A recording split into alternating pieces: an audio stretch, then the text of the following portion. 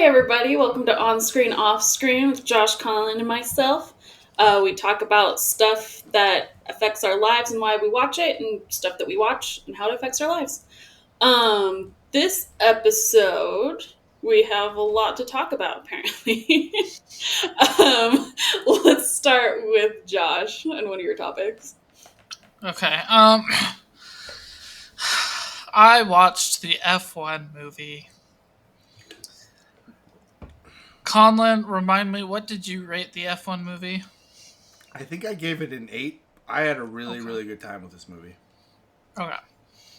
I absolutely hated the mismatching socks thing. I am OCD and match my socks. I have a left sock and a right sock. It bothered me that this kind of thing kept coming up in the movie, and it didn't really mean anything. It was just like, this is his quirky thing. He mismatches his socks. Okay. Uh, okay. Um, I love the camera angle in the beginning where it shows where he's looking and not necessarily just the front of the car. It pans from corner to corner, how he's looking into the corner, out of the corner, into the next corner. Super Um, cool. I don't like him doing the threading the needle thing in the Porsche at the beginning because he would have had a full tank, so a heavy car and cold tires, versus a light car with hot tires. He wouldn't have been able to do it that fast. That is a small racing fan nitpick that nobody would have noticed except racing fans, but I was sitting there like, no way that would have happened. He would have dropped behind him for a couple laps, then been able to pass. Hmm. Not a big deal, but was something that I noticed. I also don't like that they don't even say what the opening race is. They say it's at Daytona, but they don't say it's the 24 hours of Daytona. And something I only noticed because I'm a racing fan.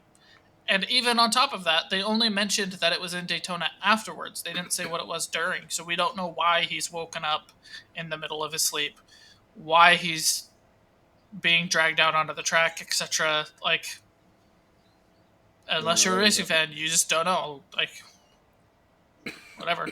Um, I love the opening with the music and the credits, and very 80s, very Top Gun, was very, very good. Um, I love that you can very obviously see that the outside of Formula One tires turn more than the inside tire. That's a real thing. It's very cool technology. Very cool that people have discovered that and do it, and they made it known, visible to see, which is very, very cool. Roscoe's in it, Lauren, which is Lewis Hamilton's dog. So Yay! there's a reason for you to watch it. Um, I don't like the sound of the announcers because it sounds like it's coming out of speakers and we're an audience member at the track. I don't think that the TV announcers are shown on the track, but like either way, we're following along like we're a TV viewer, so having that audio effect kind of bothered me. Um, there are some funny things for me as a Formula One fan. So they're racing.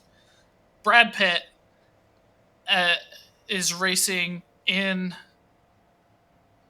at Silverstone, and we see our heroes go up the inside while his partner takes a very wide angle to that turn. Um, in real life, a very similar thing happened between Lewis Hamilton and Max Verstappen, but Max Verstappen didn't go wide, didn't give any room, so he crashed. Lewis Hamilton got penalized because of that incident, which, me being a Lewis Hamilton fan, looking back at it, is like, no, Max is at fault there. There should have been no penalty. But there are multiple scenes like that in this movie calling back to that 2021 season between Max and Lewis, and it was basically like, Max, this is how you should have handled this situation. That's basically all the scene was.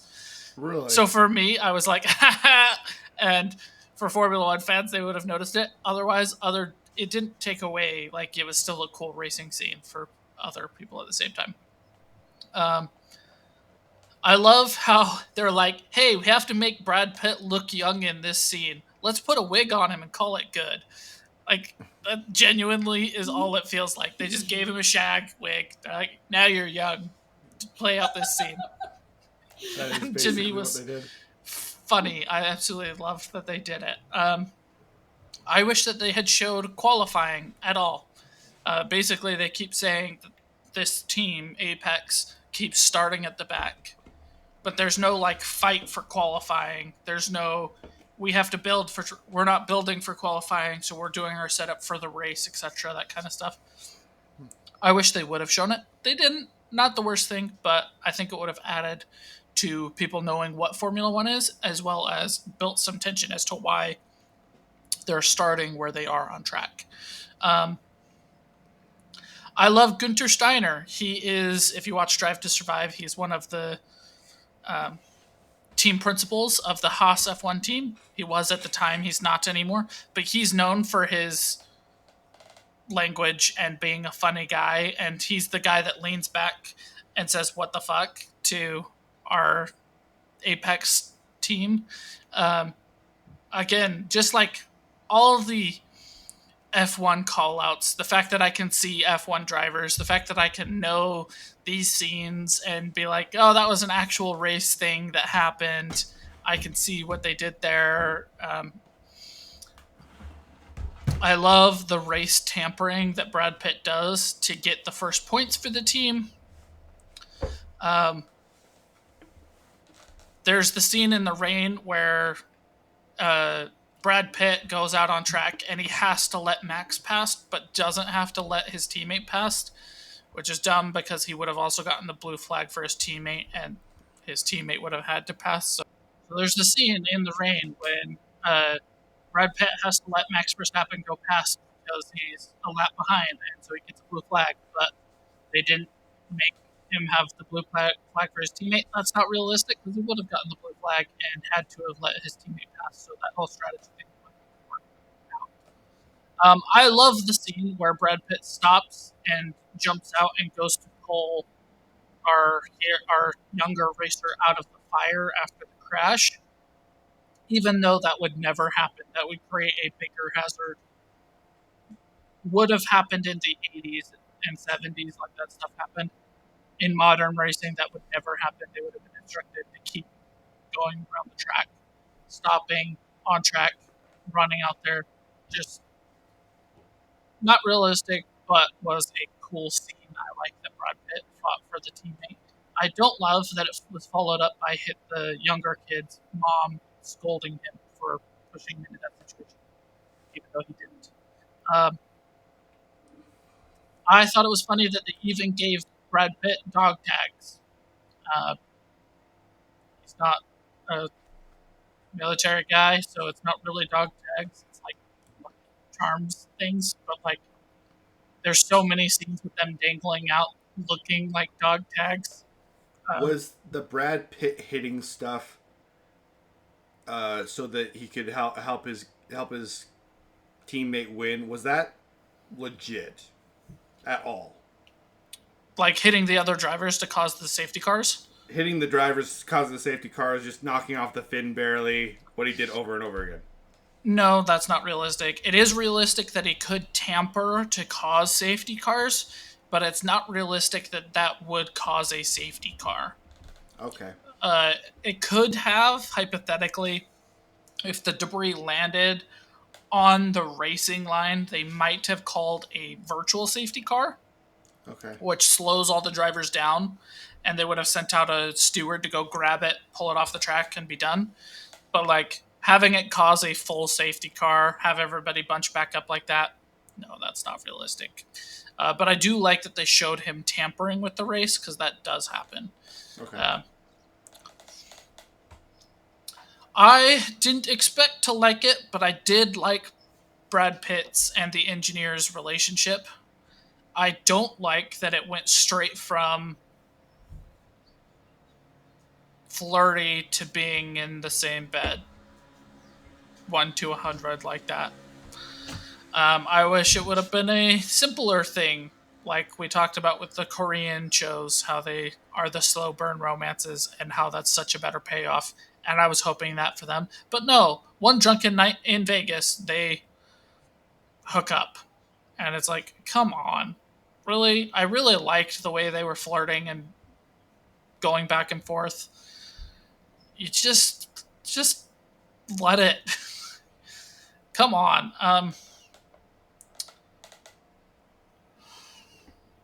I don't like the FIA BS part where they said your car is invalid, so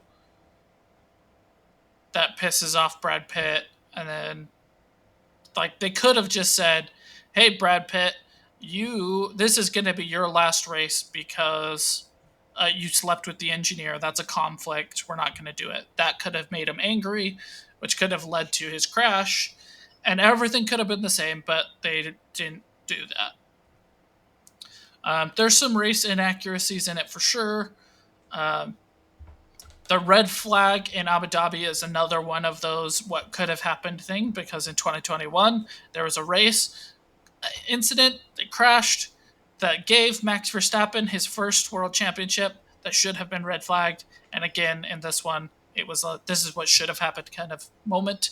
Um, and they red flagged it. And they even had the announcers say, well, he's the only one with fresh red soft tires and everybody else is on used tires. Like, very obviously was calling out Max for his first one. I loved it. Um, With I the don't. Go ahead. with the part where he crashes, the kid crashes, and he goes through the simulator over and over again. Did that feel realistic to you? Like, if he would have listened, would he not have crashed? Like, did that feel Yes, authentic? because Okay. he was on slick tires and went onto the wet line to try and pass, and was being just hyper aggressive. Like, yeah, that he would absolutely have crashed in that situation. It's a wet track. He was on dry tires. He should have stayed on the dry line until he had just a straight line to get past. Trying to pass on a turn on the wet side of the track is just like total rookie mistake. Believable. Was it an aggressive crash? Probably a little bit, but also aerodynamics in those things are insane and do often, if you get them off the ground, act more like planes than they do cars. So I don't have a problem with that. Um, I find it funny that they're very obviously talking about intentionally crashing and stuff on the radios. The FIA stewards have access to the radios, so they would 100% have heard the team say, "Chaos mode. He's gonna crash again. He's doing it on purpose." Like, they would have heard that. They would have known. Like, there was no playing innocent at that point, but it played to the plot of the movie, so I'm okay with it. Um, I don't like the ending of this movie. The movie is all about him growing out of his lone wolf mentality. He has a conversation at the end with the engineer about trying to continue to date her, and then he leaves and becomes a lone wolf again, and that bothered me a whole That's bunch. fair. Um, my last note is Amazon's also watch section has Mission Impossible, but not Top Gun, which is crazy. That is crazy. Um, because of all my problems with this movie, I had to knock it down to an 8.9 out of 10 because I still Wow. absolutely loved watching this movie. It was a fun watch. It didn't have any big plot holes like Top Gun has. There was no, like, oh, we have to use the older play because it's better BS crap. It was genuinely like, okay, yes, Brad Pitt would never have gotten the seat in real life, but you can excuse it because it's like he has a personal relationship with the owner. The owner's in a tight spot.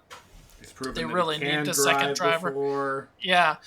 Realistically, no, he'd never, ever in a million years get the spot. But if you buy that, just like you buy Tom Cruise being chosen to be on the mission in Top Gun, like, then we're okay. And all the other things don't bother me like they do in Top Gun. So I absolutely love this movie. It's beautifully shot. The music is awesome. There was a spot at the beginning that I wish they let the engine be the music, but they overpowered the sound of the engine with the actual music. That was a me thing, but great fun watch movie. It's a good time. That's cool, man. I'm glad you liked it. I honestly had no idea what you would think because I just didn't know how well they did as far as the racing fandom goes.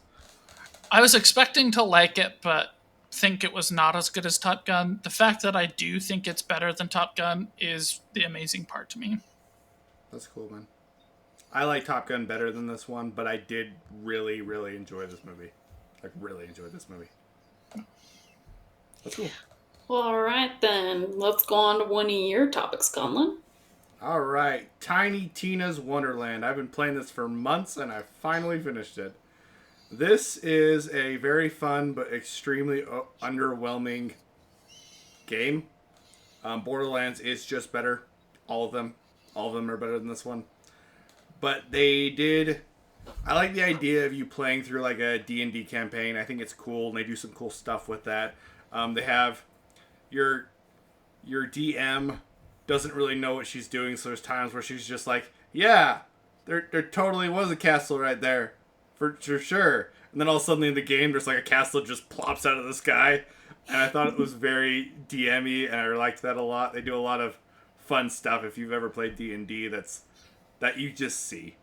That was really entertaining. I liked the way they incorporated magic into the game. I wish it was a little bit more pushed, because it feels like you're playing Borderlands, and they're like, oh yeah, we are supposed to add magic stuff, so let's do that.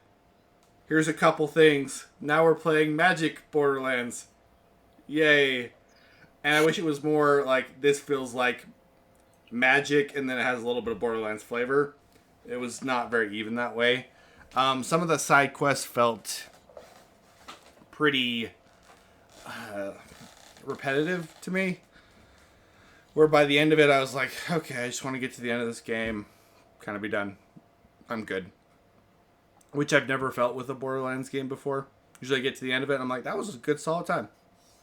But I was getting like, okay, we're good. The bosses were a little bullet spongy. Some of them were really good, some of them weren't. It's just, I have hope for Tiny Tina's Wonderland 2. Because there is some good stuff here. There really is. But it's not great. And it should be. And it should be better. And I hope they figure it out. Because the formula needs a little bit of a boost. Borderlands 3 I did have a lot of fun with. But it is kind of just the same thing over and over again. Borderlands 4 kind of looks like the same thing over and over again. And it's just getting kind of stale. And I was hoping that this would be better than it was. So with Tiny Tina and Borderlands, they're kind of set up like D&D, where So like you have a DM and then characters. Borderlands isn't like that. In this one, you are playing a D&D campaign, and it'll view the table that you're looking at and what the story is, and you'll have the interactions with the people playing, and then you are one of the players, and it goes down into your character, and then you're playing the Borderlands type shoot 'em up thing. And they add magic spell books where you're casting spells, but they also just kind of shoot. So it feels very just Borderlands, where it would have been cool if like you had a skull and you were shooting skulls or something more magical, instead of just, oh, I have a gun and I'm shooting, but the area seems magical. If that makes sense. Yeah. And then it depends. So you have parts of it that are really interesting, because you have like, there's a Jack and the Beanstalk that I really, really like from this game. It's the best part of the game. And you're literally just trying to climb the beanstalk to be able to beat the final boss and get his item to go to the next area.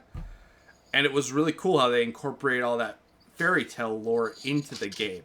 That felt more magical, and when it feels more magical, this game works. When it just feels like Borderlands, you're like, the gimmick seems stupid because I'm just shooting guns anyway, so why am I doing this? Does that make sense? Mm-hmm. Yeah, and it's there. It could be good. It really could. But this one was just underwhelming. It's not bad. It's just underwhelming. Okay. When does the Tiny Tina's Wonderland 2 come out? I don't know if they've even announced it. Do you know, Josh? I didn't know there was a Tiny Tina's 2. I heard they just announced Borderlands 4. I don't know if it's actually going to be a thing, but I'm Oh, saying if okay. they do make it a thing, it's currently uncertain. There's conflicting reports. So yeah, we don't know. I think if they do it, there is a possibility that it could be really good. Okay. Possibility. It needs some work. It needs some work. Okay. And then have you rated it? No, I would give it a 6.5. Is what I would give it. Um, it should be a 7.5, but it's just not. And the last boss fight is so lame. It's so lame. I was just Okay. I got an overpowered weapon right before it, and I was just like, dead. It was not very good. Um, I just need it just left me with kind of a meh feeling. There's nothing about it that's super great other than climbing Jack and the Beanstalk's tower and then sliding down it and shooting stuff while you're sliding down the tower. That was really cool. That's about it. Well, right. Well, I'll segue into another video game. I've talked about Helldivers 2 before, I think, on here. Mm-hmm. I have to change my rating on it because my brother spammed me with, it was over 100 invites to play Helldivers one night. Um, I don't know, because he was bored, and I was like, and I just went to bed, and I was like, never mind, I don't need to be on the computer. So I went to bed. Next day, my brother starts spamming me with invites again, and I can't even do anything on my computer because it's just popping up with invites. So it's like, okay, fine, I'll play with you for like a minute. I have to download the update. Um, it was kind of fun playing. Now that I realized they put me into a super, like, the worst, the hardest rating of a mission first when I first played it. So I was just dying immediately, and they were just always calling me down, and I didn't know how to do anything because there was too much chaos. This time they actually put the settings down a little bit lower so I could figure out how to play the game and not die every 2 seconds. So it was fun because it was two of my brother's wife. We were playing and we are like defending this fort from these robots and stuff. And at one point, they're like, "How you doing?" Somebody's like, "I'm making my way down to you." And so of course I started singing "Make My Way Downtown," and they're like, "How you doing, Lauren?" And I'm like, I just start screaming as I'm just like, my accuracy was horrible, and like at the end I had like 2,000 shots, and I only like landed 500 of them. And I'd only killed like 73. And then my brothers are like in the hundreds and stuff. But it was fun playing with them. And then like we got a whole bunch of like inside jokes with it. So I'm gonna rate Helldivers a 7 because I'm probably gonna play with my brothers again when they invite me. For democracy! Okay, I finally understand that. I was like, why is everybody so patriotic about this game? And as we're just sitting there, like your characters are screaming these things out, they're like, for our freedoms, for democracy. And there's this one part where they left me and there's like all these bugs swarming, and I had this jetpack and I jumped up on top of this hill so none of the bugs could get me, and they forgot about me, and like 10 minutes later they're like, "Lauren, you're still alive?" And I was like, "Yeah." And I was like, "I'm out of bullets, but like I'm alive." But I like definitely used the whole I've got the high ground. I'm doing this for democracy. So it gets funny once you're all kind of freaking out because you're getting overwhelmed with stuff, and then you like make it out. Like there was one part, my brothers think it's funny to set like a bomb down as you're jumping into the helicarrier so that a bomb explodes as you're going off. I didn't understand what was going on, and I was just standing outside of the helicarrier, and they're like, "Lauren, get on, get on!" I was like, "What?" And it exploded. But I had this armor on that gave me a 50% chance that I wouldn't die. And so they're like, "How did you live?" And I was like, "My armor's just too beautiful," because they were making fun of my armor earlier. And then I got on, and my brother looked at my stats, and he was like, "No, literally, it is because of your armor." So I don't have as many cool things as they do because they're level. One of them's like 160 something, and I'm like a level 4. So yeah, I will be playing more with my brothers. They play every night. I don't think I'm gonna play every night, but I'll give it a 7. Cool. But yeah. Very nice. It's a fun game. Yeah. Have you guys both played? Yeah. Yeah. You're not into it, I guess, as my brothers. I'm the same as you. It's a good time. I enjoy playing it with people. I don't enjoy it enough to keep playing on my own. So when I play, I am like a level 30, but I'm playing with like level 256 and 290 and 200. I'm like, it's a good game, but like, that is so much time to put into this game. That's a lot. Yeah, I don't understand because like at first when it first came out, I understood why my brothers were like so obsessed, but they're like still every night that's the thing they want to play. That's the only thing they want to play, and I'm like, okay. And then I finally understood the TikTok you sent me where it's like the Just Dance hitting the the things to kill the bugs, but yeah. Yeah, that's my one thing I don't like about the game because I'm like very slightly dyslexic. Some things like that bug me. So there's so many times where I'm like left arrow, and my brain goes left arrow, but it's the right. I do it all the time in that game. Yeah. And it's well. Other than that, it's a very very fun game. Yeah. Yeah, I understand it a lot better this go, so that's why I didn't hate on it as much. Before it was just chaos and I was like, I don't understand anything and I hate it and I'm dead. But all right, let's go on to Josh, your next topic. Okay, we'll stick it around for the video game topics. I played some Die in the Dungeon. This is one Conlon recommended. It's the best one of these kinds of games, Conlon. The fact that you don't like it as much as Slay the Spire is insane. Because this one just objectively is the best one. It's clever and simple. You have to plan to be effective. You could try things. You don't have to just sit there for 20 minutes min-maxing and picking every single thing exactly right or you're going to lose everything. You can just have a great time with it. It's very simple. You have blue dice and red dice and green dice.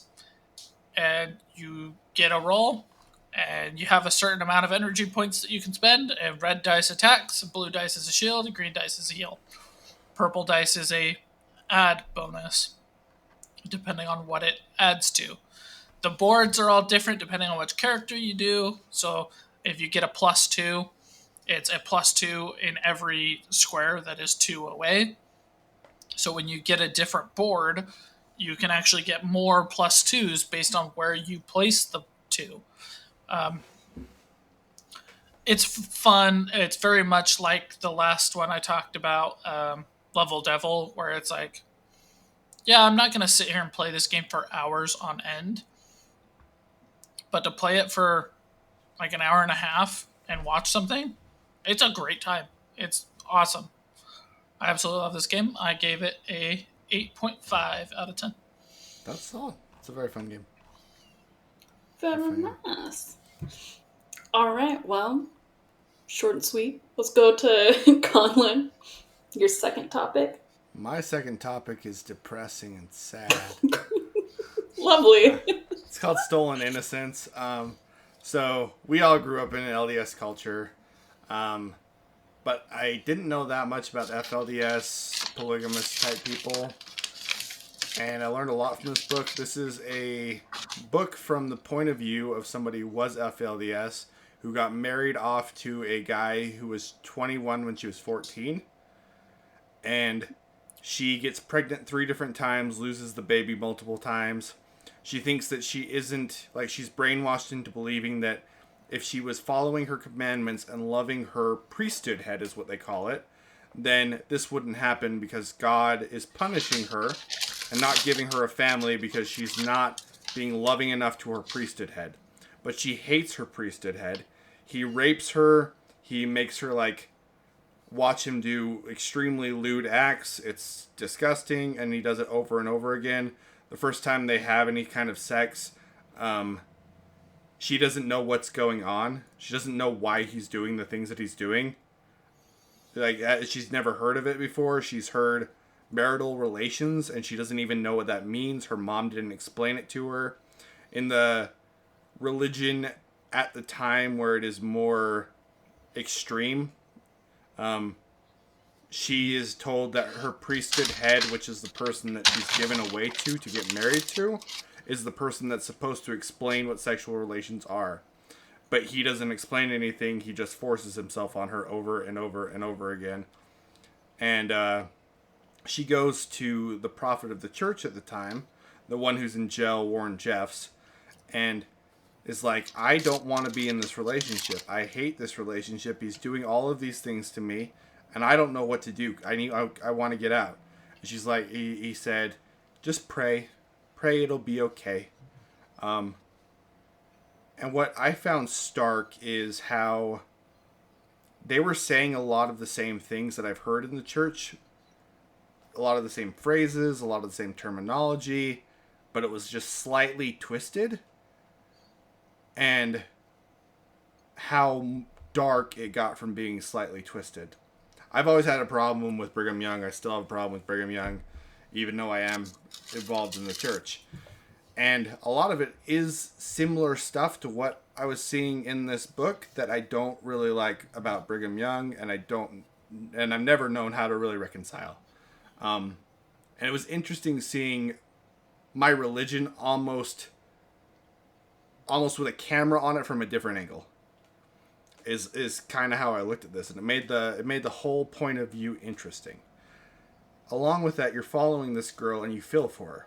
The entire time she's trying to explain her thoughts, she's trying to explain why she is the way that she is, and she's like, I believed the religion. I cared about the religion. I tried to be in the religion. I tried to have somebody care about me, but nobody would listen.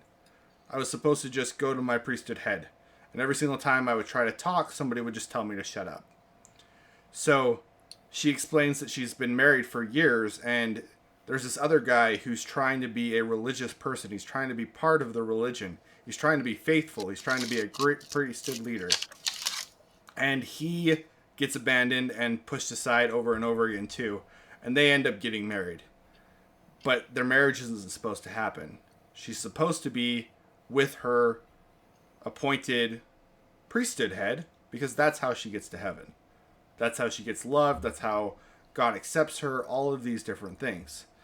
And I thought about religion and like what it takes for God to accept you. It's an interesting idea. And it's an idea that causes a lot of pain and a lot of strife with a lot of different people. Because whether you're Catholic, Jewish, Protestant, whatever it is, you have this own idea of like what it takes to deserve God's love, what it takes to be part of the kingdom, be part back into heaven. And what does that actually take? What is God's real love for you? And she has to deal with all of these different questions, and they're deep, hard questions. Going along with this journey with her is heartbreaking. It's really, really sad. She gets to the point where she leaves the church, and then years pass, and the Warren Jeffs, their prophet at the time, is having cases pulled up against him for things like what she's going through. The rape of a 14-year-old girl, the forced marriage of 14-year-old girls, 16, 15, 13. And one of their key witnesses, one of the FBI's key witnesses, falls through. And they know about her story, so they're constantly pushing her. You need to testify, otherwise we can't stop this guy. And this is going to happen to your little sisters too. What do you want to do? And the religion has such a hold on her own mom that the mom calls her and is like, this was all just a misunderstanding. You don't really need to push this hard. You can just let it go. And the mom knows that she's come crying to her multiple times because she's getting raped. But she still defends this religion. And I see religions doing wrong things all the time. I see my own religion do wrong things. And people just defend it and they just go along with it. But wrong is wrong. And how do you deal with that? Warren Jeffs eventually goes to jail. And this really had me thinking about like Joseph Smith going to jail and getting killed. Because if you look at Joseph Smith's story, and you look at it from the point of view of the people that were not of the religion that were in the area, he is this person that's coming in claiming land. He's doing squatter rights. He's taking over an entire county. He wants to get governorship because he has more people than the rest of the county now. So he literally can just take it over legally. And they hate him. And I understand why they would hate him. And then you have the religion, the LDS people. He's the martyr. He got shot. He got killed. And I think about that with Warren Jeffs. He was our great prophet. He's the one who was leading us. He's the one who was helping us. He's the one who was guiding us to a better light. And it's weird to compare the two. But I'm thinking about it from that point of view. Because how hard would it be to be an FLDS person and have your prophet go to jail and you've been told your entire life not to believe in authorities, cops aren't here to help you, and all of a sudden they throw him in jail. So he's the martyr in their head. And how much of that was the same when Joseph Smith was around? I don't really know. And it's a weird dichotomy to think about. And she's like, I would have been so hurt and so sad if my prophet went to jail. And I would have felt like the government was out to get me. I would have felt completely and utterly lost when I was still part of that religion. How do they deal with that? And she's like, I pray for this FLDS family, for the people that I have out there that I can't talk to anymore. They won't talk to me because I put their prophet in jail. And she has to carry all of this weight. Such a difficult thing. I thought this book was unbelievably fascinating. I've talked to Josh about it a few times as I've read it because it just... I grew up in this culture. And it was eye-opening for me. It was so interesting. I don't know if you're not part of the culture, if it'd be as fascinating to you, but for me, this was like a 8.59. I would literally start chapters over again and just think about it. Just analyze it and analyze it and analyze it. I've always thought religion was interesting. And this is a very, very fascinating read.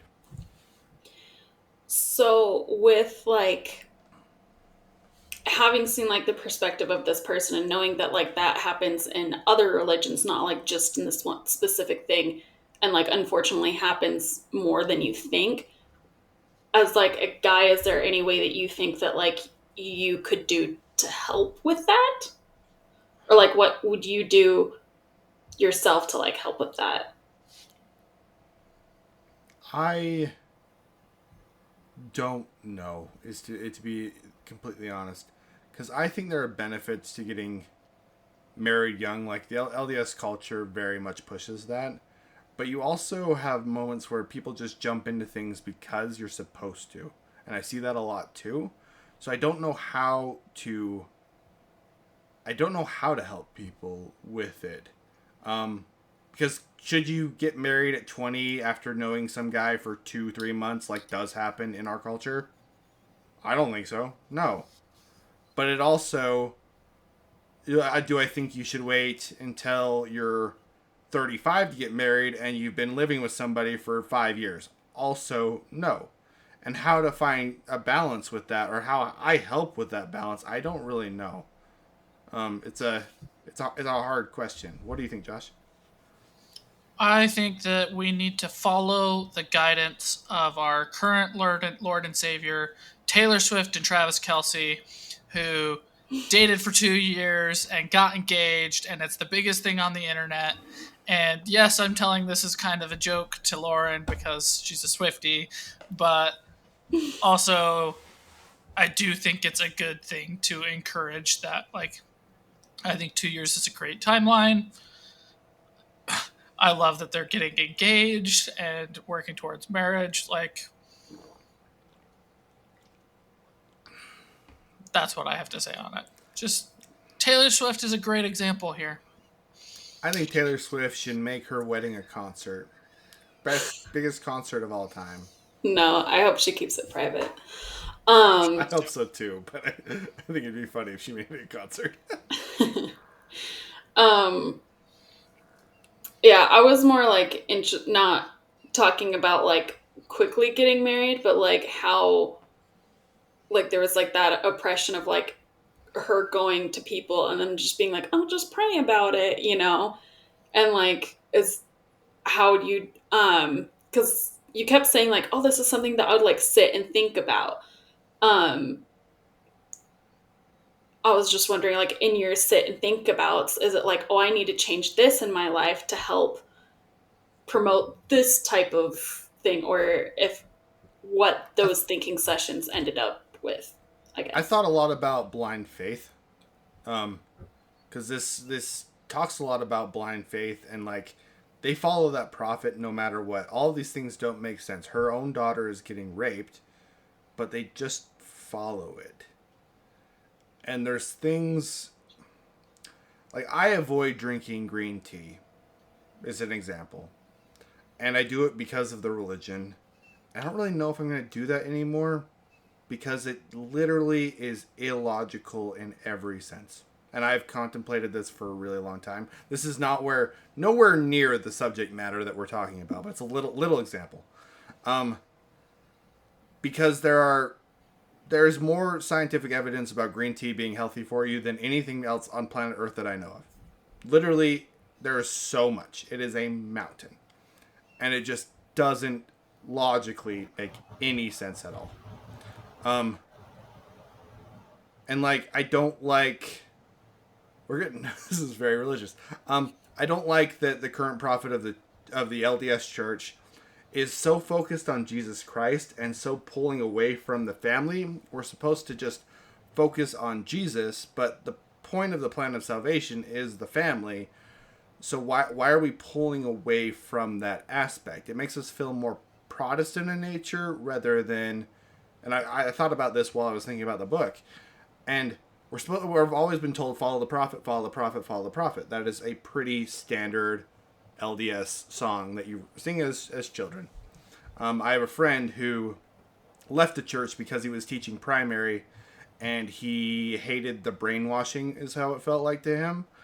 But you do kind of get brainwashed. You get brainwashed everywhere in society. And where does that brainwashing take you? I don't really like that the prophet is shifting it to a more Protestant feeling religion because we're not Protestants. That's one of the cool things about the religion. This is getting deeper than I thought it was going to, but how I help a girl who's in that kind of a situation, I don't know. If there were, I have a friend who was in an abusive situation. It's a very different thing, not a religious context, but she just kept staying in that household, and I had her stay with me for a little while, to get out of it, because you just have to get out. And if I have the opportunity, anybody listening, if you are in a situation like that, if I can help you, I absolutely will. I mean that, for real. But I just don't know how else to really do it. My ponderings were a lot about like my own religious convictions, like where do I want to go, what do I want to do, when I was thinking about this, because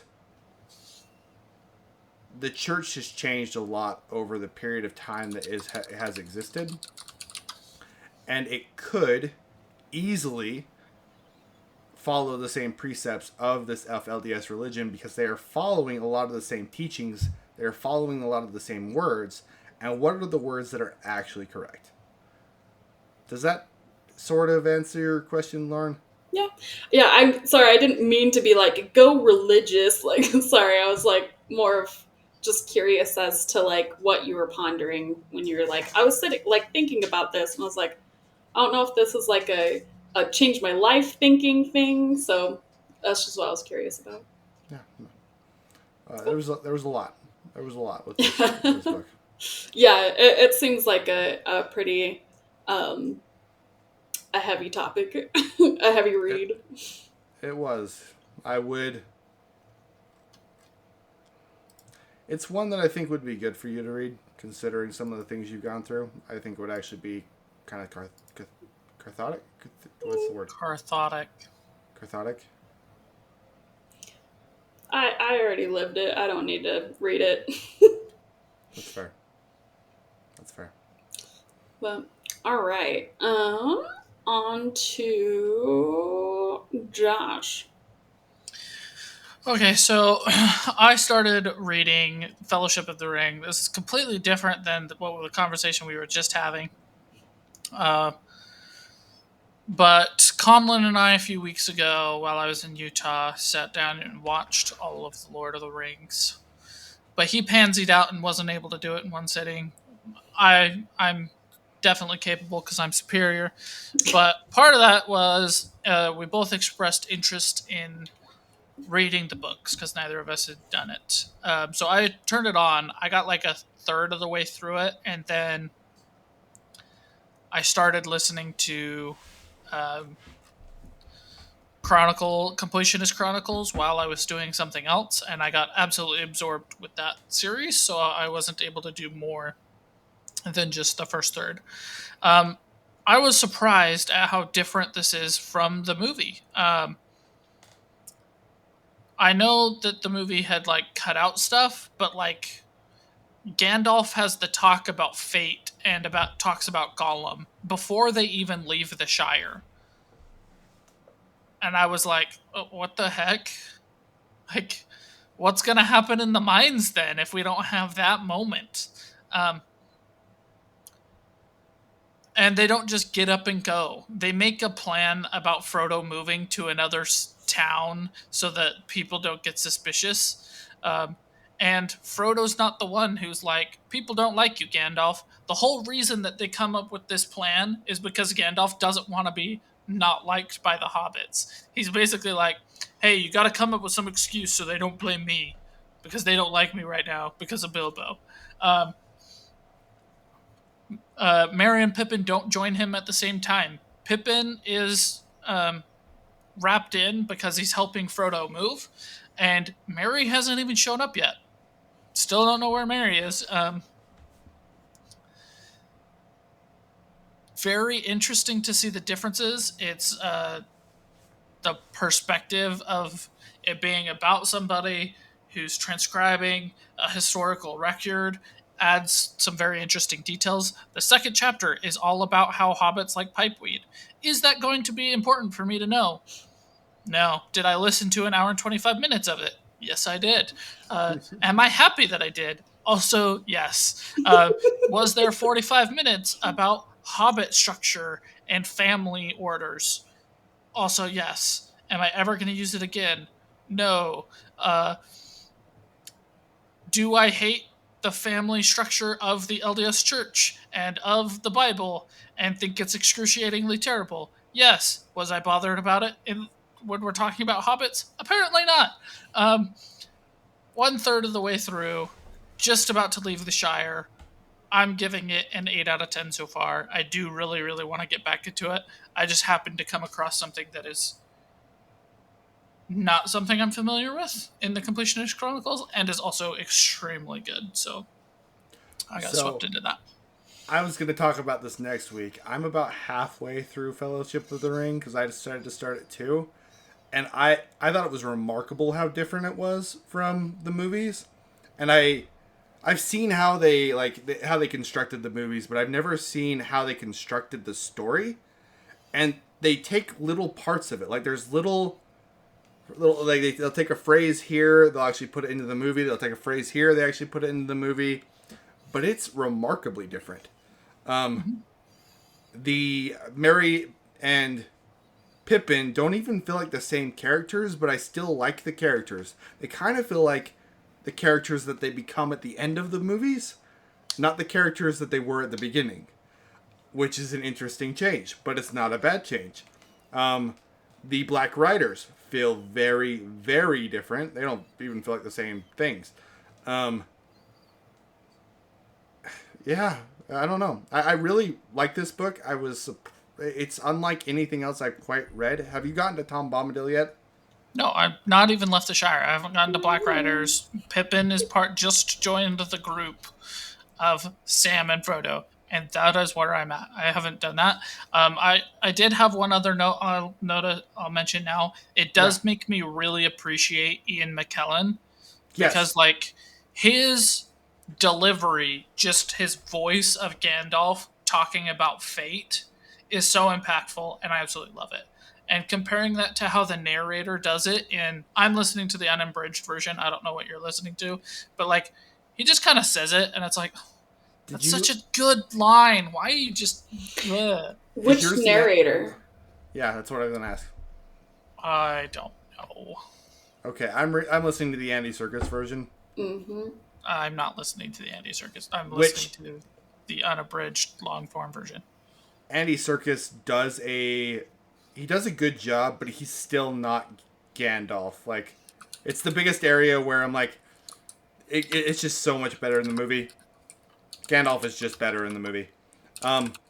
But yeah, I'm almost halfway through the book, and they still haven't gotten to the inn, which is crazy. Rob Inglis is the uh, reader for the unabridged one. Okay. Yeah, it's wild. But it's so whimsical. Like, that's what I like about the book. I didn't have a problem with any of the descriptors. Like, I've heard how he talks about trees for 3 pages, but I really he brings them up, and then something happens with the event. It's whimsical. It's magical. They go on to the next thing. I really like the inclusion of the songs.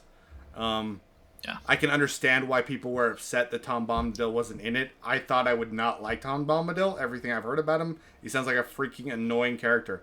I really like Tom Bombadil. I like him a lot. I was very, very pleasantly surprised. Um, it feels like a fairy tale. Yeah. The entire thing, My in a way I've never read anything else this big that feels like a fairy tale. my narrator is doing a great job. I don't have a problem with how he does anything else. It's just Ian McKellen's voice for Gandalf is It's so so great perfect. that's the one that I notice is like that delivery of the line. You could have just pulled it from the movie. It would have been so good. That would have The been cool, everything else actually. I haven't had any problem with.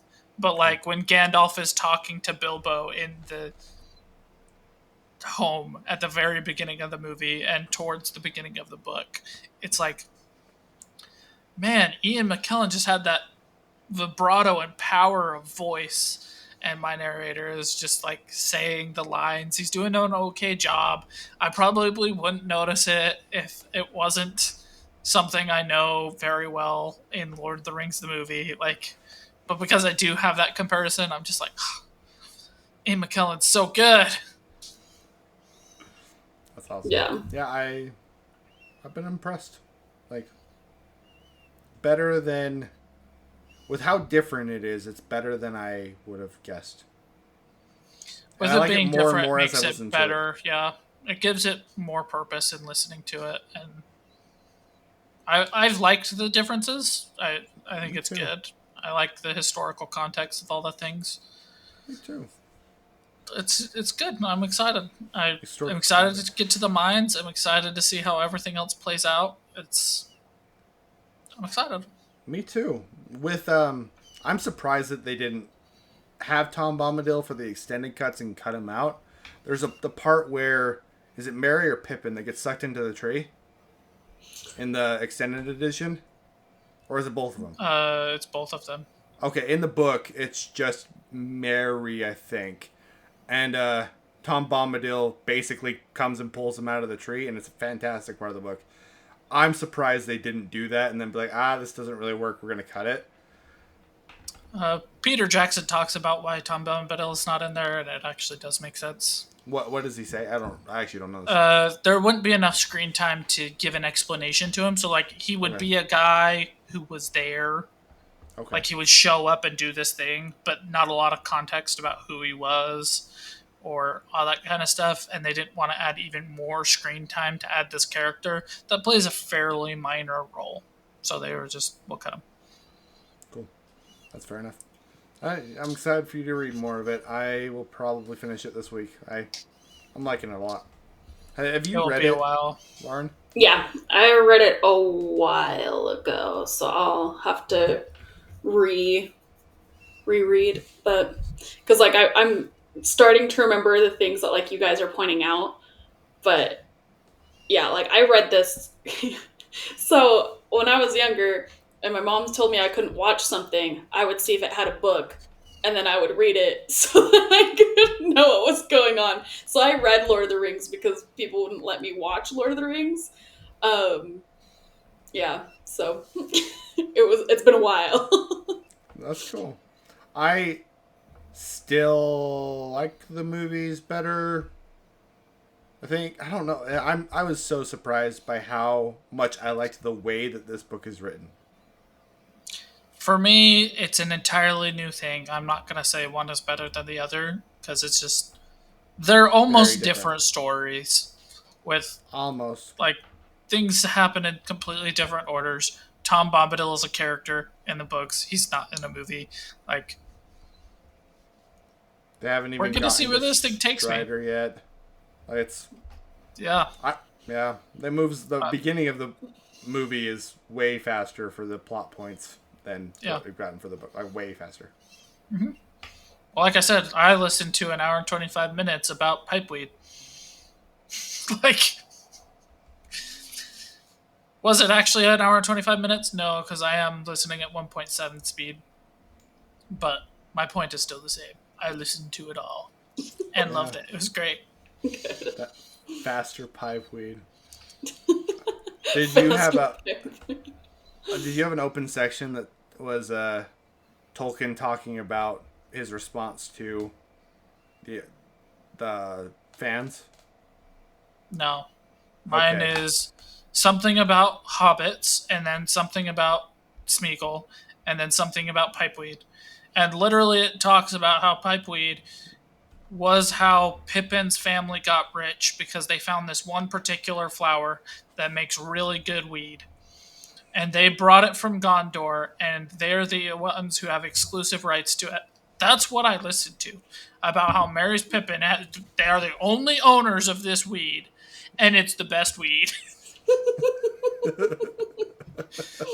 It's important. Yeah, that's what I listened to. Mine was great. had talking about the fans' complaints, and he's like, he went and addressed some of them, which I thought was kind of cool. But then he's like, the biggest complaint, though, is that everybody says it wasn't long enough. And I was like, I don't think that was everybody's complaint. I don't think so. But it's very good. That's really cool. It's cool that you're reading it. I love that, man. I love that for you. All right, Lauren. Yeah, another book topic. So, Josh has read Cities of Smoke and Starlight, and I just listened to it this last week, and I agree with what he says about they knock them out too much as a plot device. And I was like literally getting angry because there's like a lot of like, oh, sitting around the campfire getting to know everybody, and oh, I'm gonna tease you, you're gonna tease them, I'm gonna be all angsty and go over here. And then like they see a dragon in at night because they're looking for somebody because they just were like in a crash, which one of them passed out, by the way. And so you don't actually get a description of the crash. It's just like, we're crashing, knocked out, we crashed. We're crashing. So then it goes to, they're like trying to find somebody. They run into a dragon, and like literally just as like the action is about to happen, she faints. There was not even really an explanation to her fainting. And then it was just like, she wakes up back at camp, and they're like, yeah, we saw a dragon, and I chased it, you're safe now. you got knocked down. I like have a sneaky suspicion that the author does not know how to write like action scenes, and so she's like, Say it how you said it before. how did I say it? The author's a coward. Oh yeah, the author is a coward and can't do action scenes. So I have a serious question about this. Yeah. I put my loan into Libby on July 2nd for this book, and I started 67th in line, and now I'm 45th. So I will be able to read this book on current pace in like January of next year. Is this worth keeping my hold? Honestly. I like it.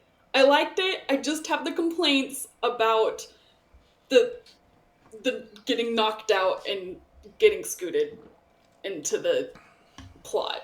Because like I kept thinking I was skipping on the book because she was doing that, but I do like Was the that story. bad?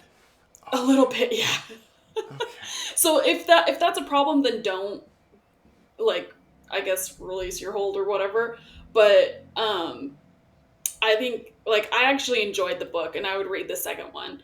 I just like I was getting a little bit angry that I was like, that would have been such a cool scene. Why did you skip over that? And I'm like, this girl's gotta have brain damage by this point. Um, That sounds incredibly frustrating. but I was confused with Josh saying that like the romance was like not there. I don't think that like I think the author was putting in little romance thingies, hints and stuff, but I don't know that I really believe the relationship yet. I'll have to see with the second book, but it kind of just seemed like it was like, oh, well, they're in the room with you, so that's the person you're gonna like. Was what it felt like, forced proximity. But yeah, no, I won't go into too much spoileries then, other than I'm just mad that they kept knocking out the characters. Because I was like, that it could have been so cool. Anyway. What was your rating, Lauren? I would say that it's like a 7. Okay, what was yours, Josh? I can't remember. Probably about the same. Okay. That's what I would rate it now, is about a 7. Because, like, yeah, like, my comment about the romance was, I heard from Book Talk that this was a top romance book. And, like, yes, there's a scene where the main girl and the main guy flirt with each other after the crash. But it wasn't, like, a big thing. And there's even a character who calls it out for flirting, if I'm not mistaken. And they just kind of, like, move on from it. Like, there's a couple of, like, little teeny tiny things. Yeah. But I wouldn't say that it's a romance. And it's definitely not a top romance book. Like, no, it's literally Atlantis. without the romance. Without the romance. What? It's so funny. I was like, they're in the sky instead of the sea. But it's Atlantis. The plot is, What's anyway. your top romance book, Lauren? My top romance book?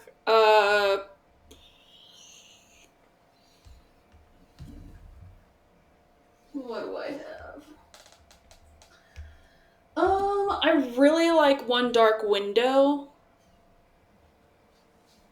and Two Twisted Crowns. It's a twofer.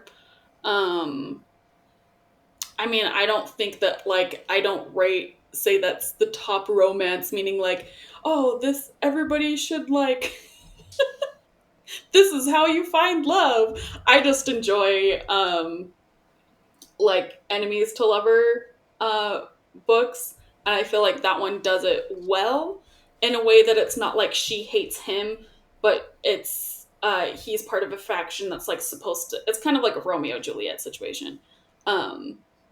He's an action guy. She's a book nerd. No, it's like He doesn't know how to read. She loves reading. No, He has muscles and sometimes You're takes laughing. off That's his shirt. exactly the book. He No! can't read. That's a part of the book. in Cities of Smoke and Starlight. no, he loves to read. No. He is literally talking about how he doesn't know how to read and is impressed by her ability to read Shakespeare. Or not In Shakespeare, the in this Iliad. book, this sounds like a terrible book. Why do you have it as a 7? Nothing about what you guys have said has been like, this sounds like it's Just worth being read the it hype. and you Yeah, will you read it. understand. Okay, I'll keep it on my freaking queue. I thought you were like It talking doesn't about the sound book very I good. was talking about, The One Dark Window. That's why I Oh, no, was I like, haven't read that. yeah, that's why I Cities was of like Smoke and surprised. Starlight. It's like, nuh-uh, that's not what this is about. No, that was my misunderstanding. My bad. Is Yeah, One I Dark was so Window by confused. Rachel Gillage? Probably. Gillig. Let's see. I also really like the magic system in One Dark. Yeah, Okay. Gaelic. I don't know. Hey, I'll be able to read this one soon. It won't be forever. Oh, That's nice. great. That is fantastic. Okay, sweet. I have added it to my holds. We're gonna read some goodness. I was like, I don't think that I've read a lot of romance books. Oh, never mind. It's gonna be forever. There are 746 people waiting in line. For One Dark Window? Yeah, I'll tell you about it in June. I was like, I could just give you my copy. Maybe I'll just do that because that is a freaking long wait. All right, so let's move on to our shared. Did everybody say their topic? Okay, yes. To our shared topic, the gray. Um, Conlon, let's hear your thoughts first. I like this a lot. Like a lot, actually. Liam Nilsson is fantastic in this, and I think it's a show that's not really. It's weird. The animals don't act like animals at all, and I can see that being a problem for a lot of people. Because to me, this is more like a weird creature feature, like a horror creature feature, about the depth of human survival and like what will you take to win. And there's what happens when the world comes crashing down around you and you just have to survive? What kind of person do you become? And it's asking this deep question as they're getting hunted by this creature. And to me, this is like a slasher creature feature from the 80s kind of a movie that I really, really like. I like that kind of movie. I like the alien. I like that kind of a thing. And the wolves are just counting as that creature. He's slowly coming and ripping people apart, and they're trying to escape, but they can't escape because they just keep getting hunted and taken down step by step, one by one. The plane crash scene, I think, is great in this. Him trying to help the survivors, him picking up all of the wallets, and at the very end, he's going through the wallets and he's looking at people, and he decides, I'm going to live, and he straps his knuckles, and he decides, like you can see it in his face, I'm going to live, I'm going to take out these wolves, I'm going to take out my nightmares that are haunting me. And I thought it was bloody brilliant. I really, really enjoyed this movie. It was better than I thought it was going to be. High recommend. Liam Neeson is the man. This is probably my second favorite of his movies. Yeah, I think this is my second favorite of his movies, and I liked it like 8.5. Honestly, you saying that it be a creature feature boosted it up on my movie things because I was very angry about the wolves. I can understand that. Like, I was looking at it, I was like, if you just looked at this as wolves, no, you're not going to like this movie. Yeah. You won't. But if you take it as being something like that, I think it's a great movie. Yeah. Switching that perspective and being like it's a creature feature, then yeah, I think it was a lot better. Josh.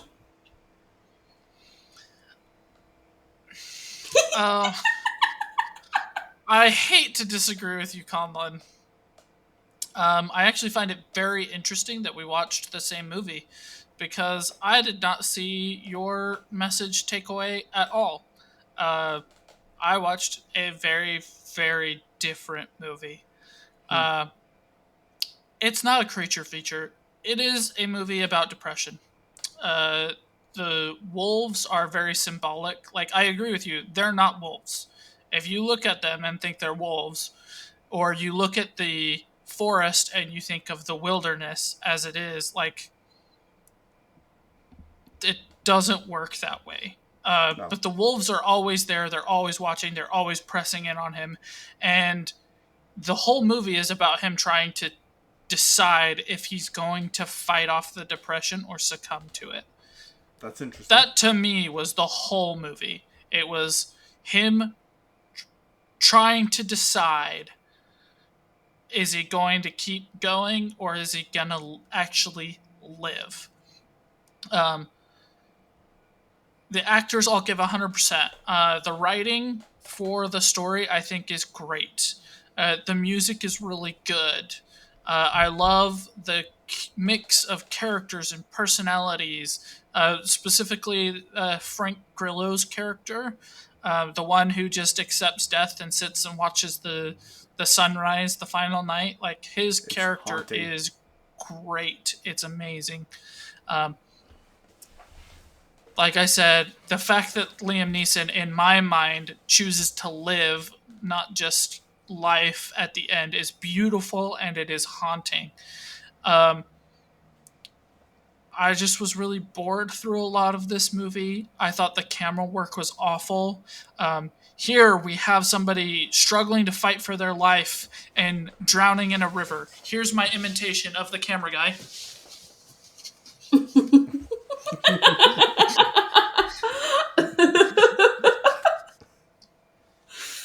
What are we doing? Um, I think that if you have an innate fear of the wilderness or wild animals and like that thought of, I don't know what they're capable of, I think would add a lot to this movie. Me being a Boy Scout who knows that wolves and bears and stuff will generally just leave you alone if you leave them alone. I didn't have that. I just saw depression. I saw it weighing in on him. It should have worked for me, but it was really just boring for me. I gave it a 5.75 out of 10. I don't understand the cult following that this has. It's just, there's something there for sure. It just doesn't work. Okay. That's too Okay, bad. I Lauren. think the depression thing is a cool angle. I like that angle. It actually makes me like it even more. Not enough to change my rating, but I like it even better. I I thought this movie was fantastic. I think I am heavily in the minority though. Lauren, get an even lower score than Josh. Yeah, I do. I do have to say, like, because I agree with Josh, I was kind of bored while watching it. Because, one, the visuals were so dark. Like, they had, like, the light of the campfire, and most of the time I couldn't tell which character was which character because it was so dark. Um, but, like, that ending scene where he's like sitting in the den and like that music starts, I was kind of doing something else while I was watching this because I was kind of bored, but like I stopped and I like quit everything I was doing and I watched that scene, and like I got like the hair rose up on my arms and everything, and I literally like rewound that part and rewatched it because I was like, okay. I was like, I'm not mad that I watched this because of that scene. Um, Mm. but yeah, going up to it, there was like, um, yeah, I was just kind of bored. I got I think the other scene that I kind of stopped and looked at was when the one guy was dying and his daughter like came up and was like talking to him while he was like passing. Um, but I kept thinking, I'm like, this is such a guy movie because it's like, oh, I gotta survive, and Liam Nielsen's being a freaking badass.